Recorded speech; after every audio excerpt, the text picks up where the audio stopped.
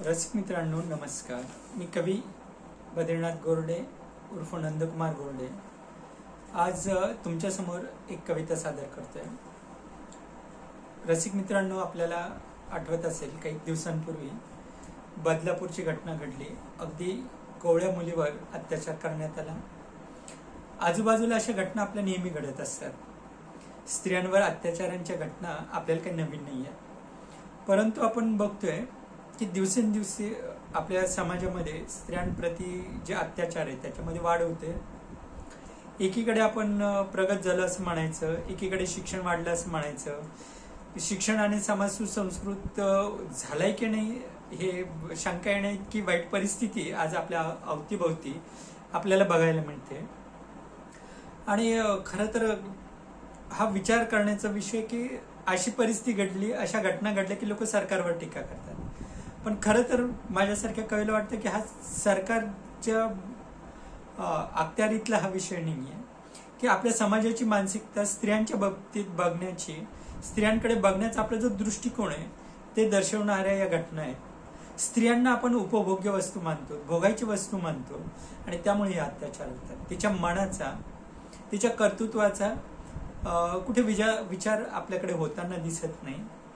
आणि या परवाच्या घटनेवर खरं तर अशा घटना घडल्या की मन अगदी विषण्ण होऊन जातं की समाजामध्ये अगदी 4-5 वर्षाच्या मुलीमध्ये लोकांना काय दिसलं की तिच्याकडे आपण कुठल्या नजरेने बघतोय. अतिशय त्रासदायक, मनाला वेदना देणारी आणि संताप अनावर करणारी घटना आहे.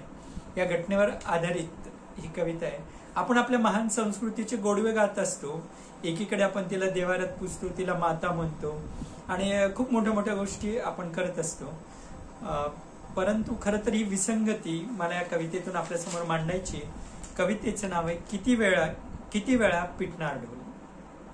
किती वेळा पिटणार ढोल आपल्या महान संस्कृतीचे. किती वेळा पिटणार ढोल आपल्या महान संस्कृतीचे. राज रोज चालू इथे वस्त्रहरण भगिनींचे. किती पिटणार ढोल आपल्या या महान संस्कृतीचे. राज रोज चालू इथे वस्त्रहरण भगिनींचे. देवाऱ्यात तिला पूजायचे, देवाऱ्यात तिला पूजायचे आणि रस्त्यावर अब्रूला लुटायचे. देवाऱ्यात तिला पूजायचे आणि रस्त्यावर तिच्या अब्रूला लुटायचे. वकवकलेल्या नजरेने तिच्याकडे बघायचे. देवाऱ्यात तिला पूजायचे आणि रस्त्यावर तिच्या अब्रूला लुटायचे. वकवकलेल्या नजरेने तिच्याकडे बघायचे. वकवकलेल्या नजरेने तिच्याकडे बघायचे. कोमल असलेल्या कळ्यांनाही नराधमांनी छेडायचे. कोमल असलेल्या कळ्यांनाही नराधमांनी छेडायचे. महान संस्कृतीच्या ठेकेदारांनी अब्रू लुटताना नुसतेच बघायचे. अब्रू लुटताना नुसतेच बघायचे. उपदेशाचे डोस सारे तिलाच पाजायचे. अशा घटना घडल्या. तर खरं तर लहान मुलांच्या बाबतीत नाही, पण तरुणींच्या बाबतीत अशा घटना घडल्या की लोक म्हणतात उशिरा फिरायला नाही पाहिजे, अंगभर कपडे घालायला पाहिजे. खरं तर अनेकदा अशा घटना घडतात की अंगभर कपडे घातलेल्या स्त्रियांवर सुद्धा तिचं अपहरण करून तिच्यावर अत्याचार केले जातात. म्हणजे कपड्यांचा आणि या घटनांचा काही एक संबंध नसतो. खरं तर ज्या विषारी नजरा असतात त्या कपड्यांच्या मागचे सुद्धा बघतात. हे सांगायचं काही याच्यामध्ये आपल्याला हे नाहीये. आणि म्हणजे आपली जी समाजाची नजर आहे स्त्रियांकडे बघण्याची ती आपल्याला बदलणं खूप गरजेचं आहे. आणि म्हणून या ठिकाणी कवी पुढच्या ओळीमध्ये म्हणतो, उपदेशाचे डोस तिलाच सारे पाजायचे.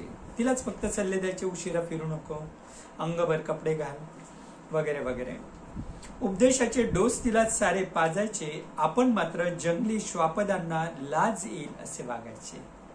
उपदेशाचे डोस सारेच तिला पाजायचे. आपण मात्र जंगली श्वापदांना लाज येईल असे वागायचे. तसे अनेक आहेत दाखले तुमच्या महान संस्कृतीत तिच्या शोषणाचे. तसे आहेत अनेक दाखले तुमच्या महान संस्कृतीत तिच्या शोषणाचे. द्रौपदीच्या वस्त्रहरणाचे आणि सीतेच्या अपहरणाचे. द्रौपदीच्या वस्त्रहरणाचे आणि सीतेच्या अपहरणाचे. किती वेळा पिटणार ढोल आपल्या महान संस्कृतीचे. किती वेळा पिटणार ढोल आपल्या महान संस्कृतीचे. राज रोज चालू इथे वस्त्रहरण भगिनींचे राजरोस चालू इथे वस्त्रहरण भगिनींचे. धन्यवाद.